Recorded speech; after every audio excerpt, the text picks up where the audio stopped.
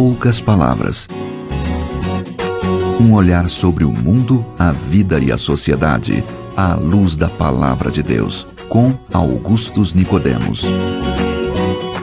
Começa agora mais uma edição. Estamos aqui com Em Poucas Palavras, um programa da Primeira Igreja Presbiteriana de Goiânia, apresentado por Natsan Matias e comentado pelo pastor Augustus Nicodemos, que é pastor da Primeira Igreja Presbiteriana de Goiânia, como já foi dito, e estamos aqui no estúdio do Seminário Presbiteriano Brasil Central, preparando mais um programa para você. Agradecemos aos nossos irmãos, ouvintes e parceiros neste programa, uma vez que ele tem sido veiculado através de outras emissoras e outros meios que as pessoas pedem para que a gente autorize, então, o uso do programa.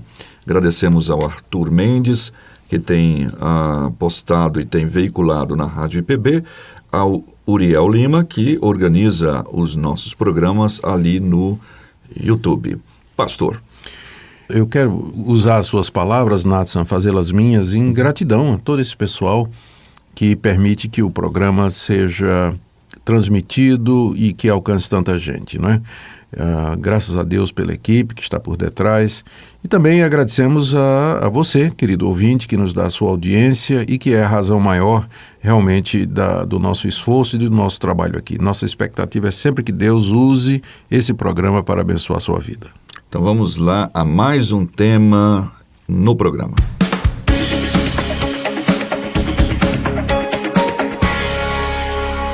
Não é incomum que, diante de alguma dificuldade, as pessoas acabem lançando mão à mentira para saírem de algum sufoco ou algum constrangimento.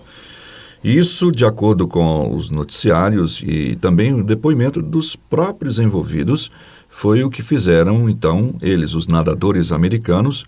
Eles mentiram para não assumirem os seus deslizes. Alguns usam a mentira para, segundo eles, não causarem um mal maior. No tema da mentira, vamos falar algumas verdades no programa de hoje.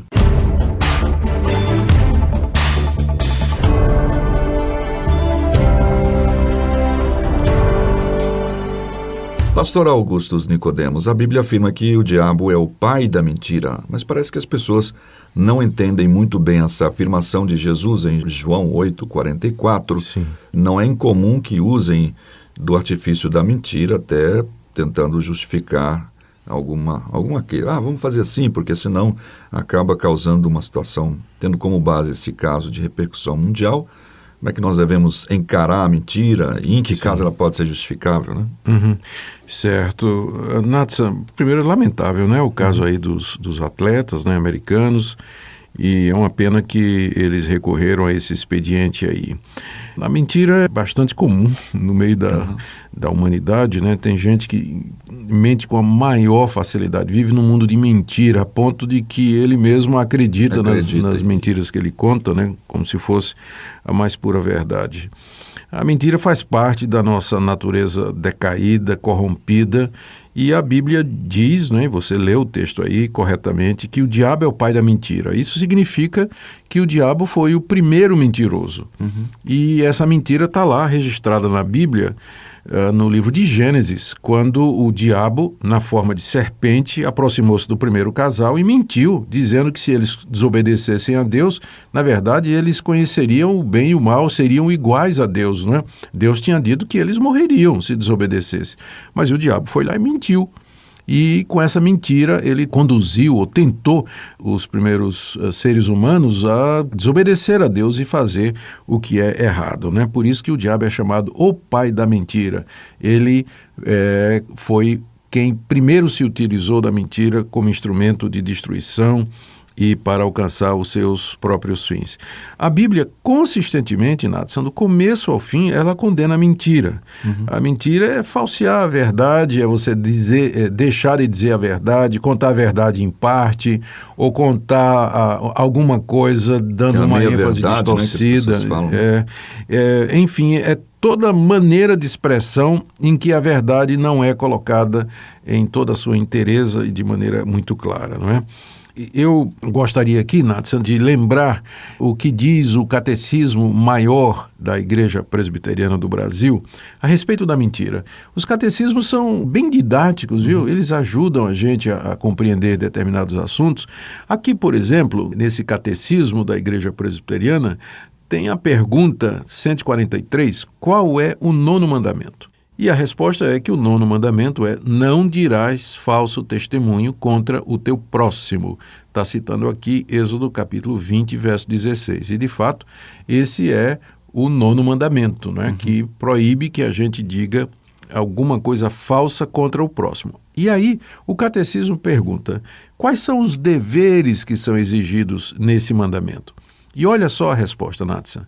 Os deveres exigidos no 9º mandamento são conservar e promover a verdade entre os homens e a boa reputação do nosso próximo. Ou seja, não é só a mentira. Deus não proíbe somente que nós mintamos, mas Ele quer que a gente conserve e promova a verdade, que guarde a boa reputação do próximo, né? Que zele pela boa reputação, ou seja, está proibindo a calúnia, a difamação, a injúria.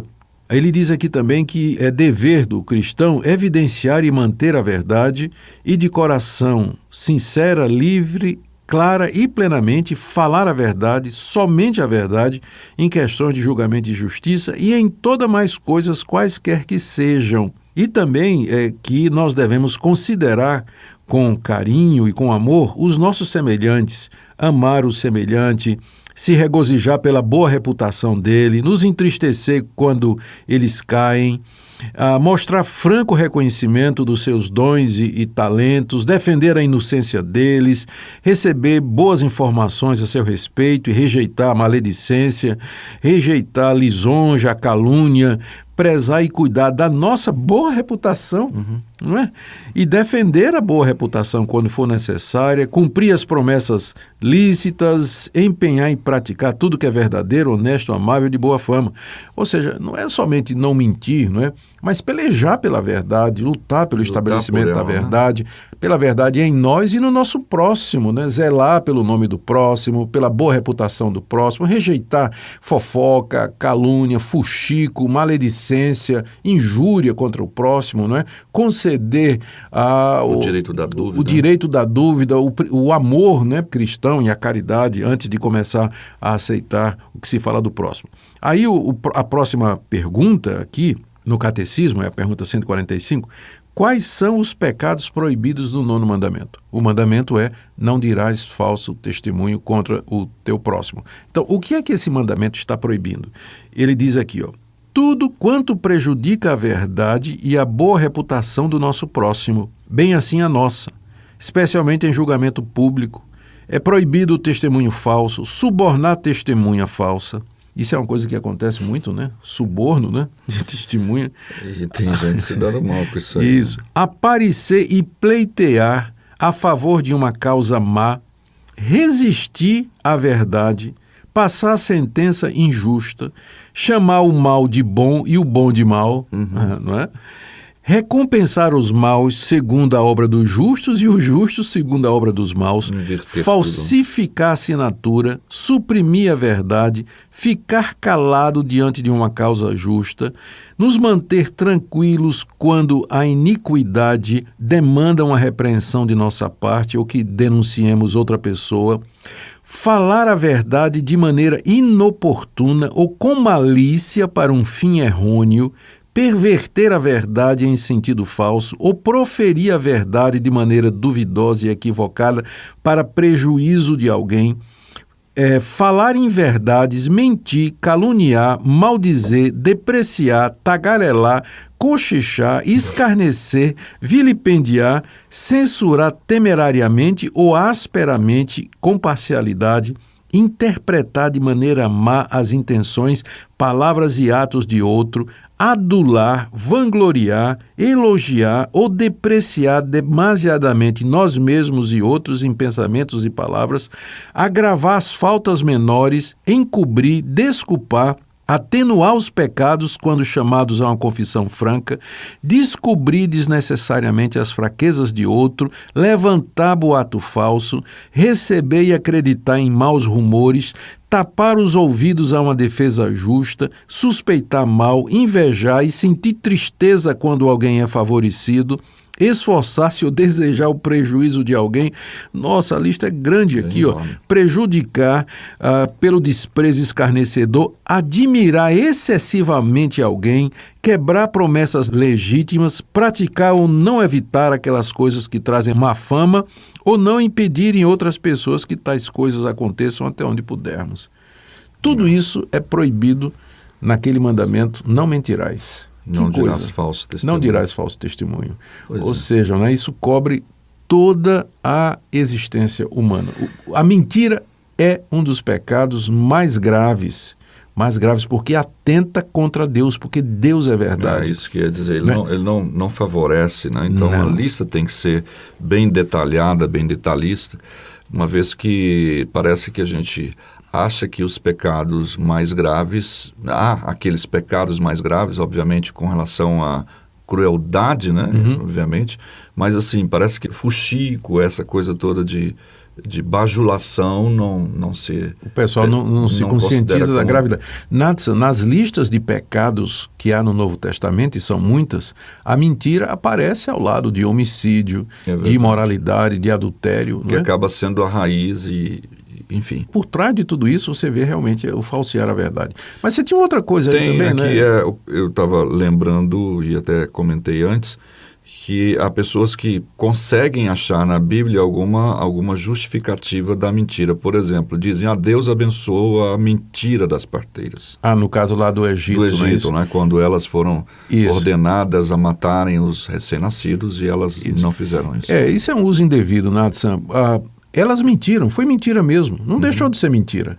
Só que no caso, Deus teve misericórdia delas por conta da situação em que elas estavam. Isso não faz delas uma mentira menor. Né? É mentira mesmo. Mesmo o caso de Raabe, quando protegeu os espias e mentiu dizendo que eles foram por outro caminho, foi mentira do mesmo jeito. Ela era uma pagã, não é? Mentirosa por nascimento, por educação e tudo mais. Foi o artifício que ela usou. Não quer dizer que ela não pecou, né? Ela errou. Né? Mentira é mentira e sempre é. Não há circunstância que alivie. Então, mentira deve ser tratada como tal. Então, que no caso Deus abençoou, foi a intenção delas de salvar o povo, né? Não especificamente a mentira em si.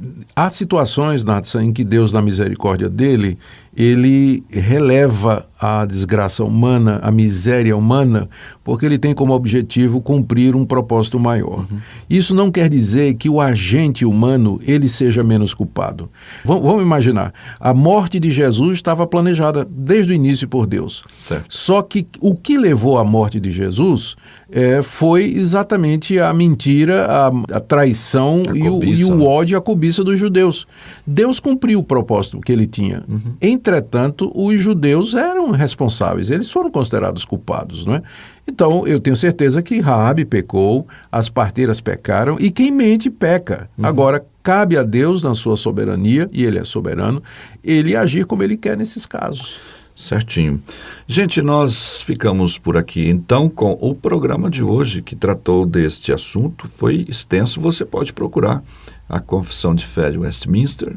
Tem um breve catecismo maior. Exato, desculpe. E há várias perguntas com relação a todos os mandamentos ali, qual é o mandamento, qual é o pecado a se evitar de cada um deles, aí você pode ler essa lista longa lá e pensar e até estudar com outras pessoas sobre esses pontos aí. Isso aí. Muito obrigado, querido ouvinte, pela sua audiência e falemos sempre a verdade em amor. Amém. Até o próximo programa. Em poucas palavras. Um olhar sobre o mundo, a vida e a sociedade, à luz da Palavra de Deus. Apresentação, Natsan Matias. Comentário, Augustus Nicodemos. Um programa da Primeira Igreja Presbiteriana de Goiânia, Rua 68, esquina com 71, Centro. Visite o nosso site www.pipg.org. Apoio, Seminário Presbiteriano Brasil Central, Goiânia.